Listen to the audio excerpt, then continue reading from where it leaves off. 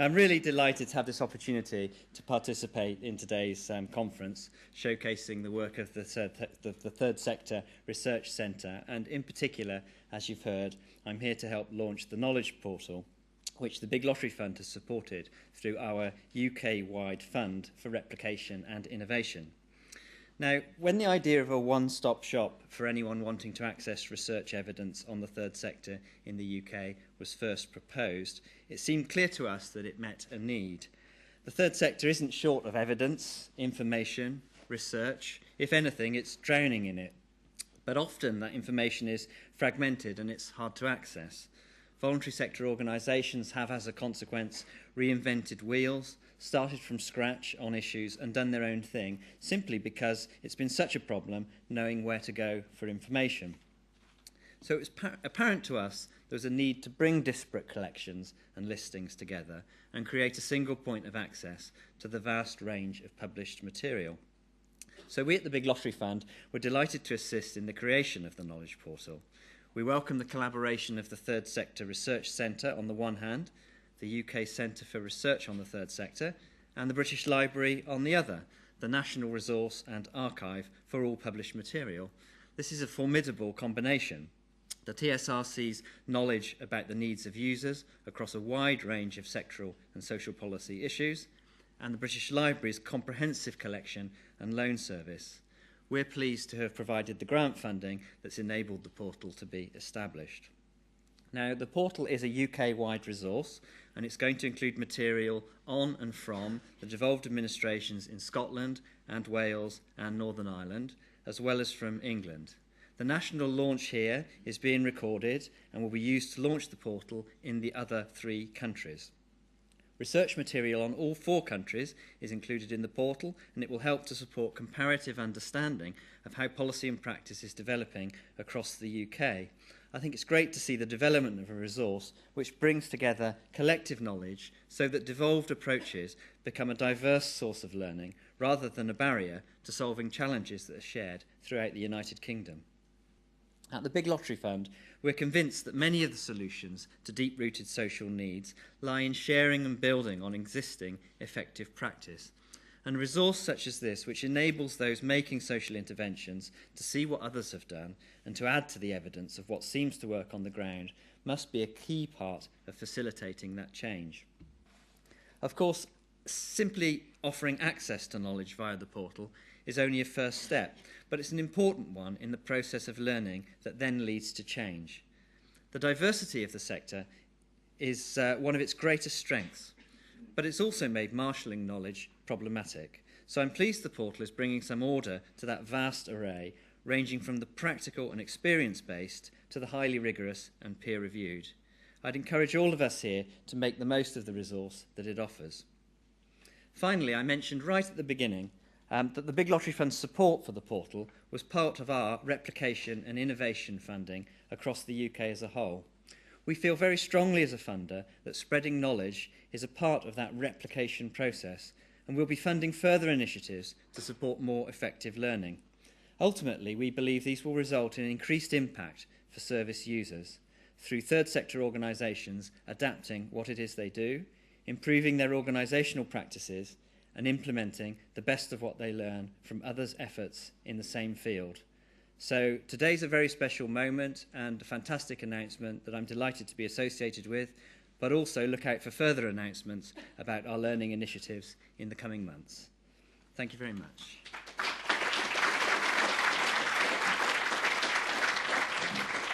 Thank you, Peter, both for making time out of what I know is a very busy schedule to come here and talk to us today and help us with the launch. We're grateful for that, but thank you, of course, much more for the support that the organisation, the Big Lottery Fund, has provided for the development of the portal. It wouldn't have happened, obviously, without the support of Big. So, in some ways, this was a confluence of both the development of our interest in research and research for the third sector, and the recognition by the British Library of the importance of developing more specialist collections and making those collections available and useful. You'll be able to access it initially through our website. So what you do in order to use the portal is you click on the P, and that takes you to a page which explains that this is of interest and should be of use to anyone interested in research on a third sector, but we ask you to identify yourself as either a third sector, a government or an academic or research user. It doesn't matter if you don't do this, actually, you can still get into the portal, but this is the beginning of us trying to gather some information about who uses the portal. We haven't wanted to make it too off-putting to access the portal and start asking you questions about your age and your shoe size before you can start looking for any material. But obviously, as part of our development work, it will be really useful for us to know who uses the portal, what they use it for, whether they're having problems with it or not. And so in time, we may develop ways in which we can gather more information about users. But this is the beginning of us getting a little bit of information from you about the kind of user you are. So at least if you're able to provide us with that information, that would be helpful. Then that will get you through to the Knowledge Portal, and the home page looks like this. And I won't tell you about all the various functions on this home page, but actually it allows you to do a number of different things, including access more information about how to use the portal, ask questions of us, and indeed contact us. You can see in the bottom right-hand corner there, there's an email address which will take you through to Pete if you've got queries that you want to raise with us.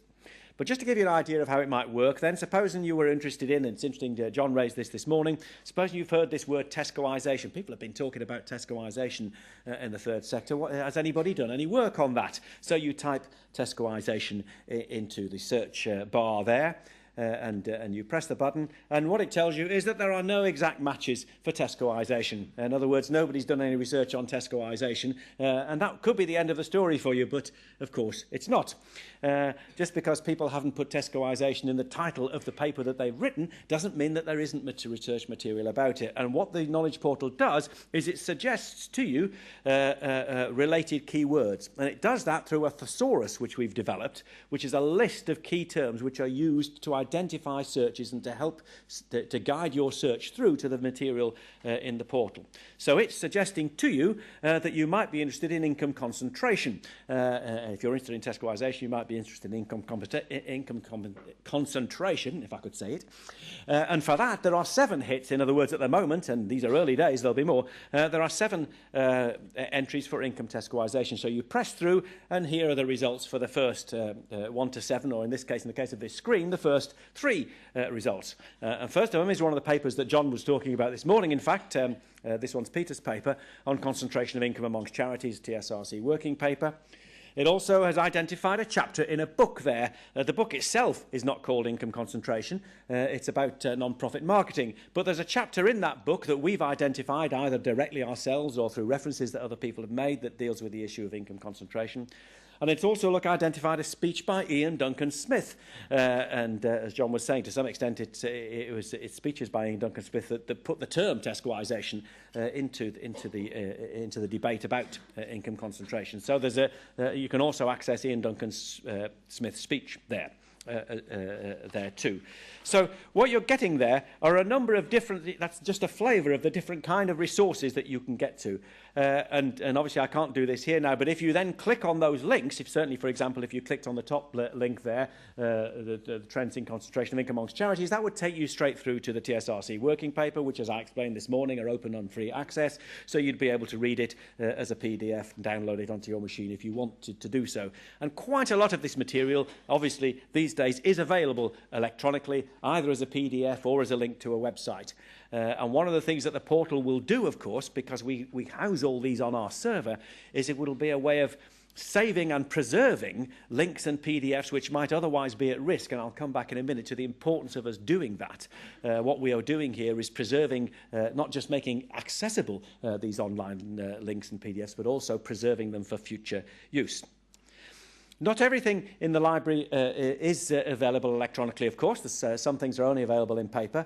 If they're available in paper, they should be here in the British Library. And what it'll also do is provide you with a link to where you can find the material in the British Library and explain how you can access it. And you can do all that through the portal website. In some cases, it'll take you to academic journal articles because, of course, academic journal articles are an important source of research, important source of information about academic research activity. Not all academic journal articles are freely available to all users, of course, because there's a subscription behind the journal. They're a commercial venture. And in some cases, if you don't have a subscription, or if you're not in an institution like a university where there's a subscription in the library, you may be asked to pay to access the full copy of an academic journal article. There's obviously nothing we can do about that. They're copyright protected, and the owners of those copyrights are not going to allow us to give away the journal articles. But if you're in a university or another institution with a subscription, it'll take you through and you will be able to access it directly there. Our intention is to be inclusive, to include as much material as we can that's relevant and that goes through some kind of quality threshold. I mean, in the case of academic journals, for example, we know they're peer-reviewed, so we know that they've reached a quality threshold. But we put up the material that we put up. We do a check that it is research and that it's useful and proper research. But in particular, what we want to do, and to some extent we're moving now towards phase 2 and phase 3 of the Knowledge Portal, having established the infrastructure and having got a basic, the functionality all working and material in it, we now want to start incorporating into the portal considerably more material. We'll do that by uploading individual items and using our volunteers to do that. But we also want to work with partners who've got existing collections that we can incorporate either directly by including them on block into the portal, or that we can develop a relationship where we sort of pick and choose from it, or they pick and choose what they want to give us, or we could simply send a link to it if partners don't want to give up their collection, but they're prepared for portal users to have a link to it. So we're now beginning the phase of talking to partners about how we can engage with you and include your material into the portal. This really is the beginning. I mean, it's felt like the end of the beginning for us to actually get it going now, but now it's the beginning. Here now is an infrastructure and a resource. We want to make that resource bigger, better and more useful. We welcome your feedback on your use of it and suggestions for how we might develop it. We welcome suggestions for partnership and for joining the portal and for moving material into it. And we hope that you'll find it as useful as we think you will, and we hope that you will help us to make it useful to a wide range of research users. It's only been made possible because of the collaboration with the British Library and the support of BIG. So let me finish by once again thanking the British Library, including Jude and Jenny, for their work with us, and Peter and all of those at BIG who've made all this possible. I hope you'll find that the investment has been worth the effort. Thank you.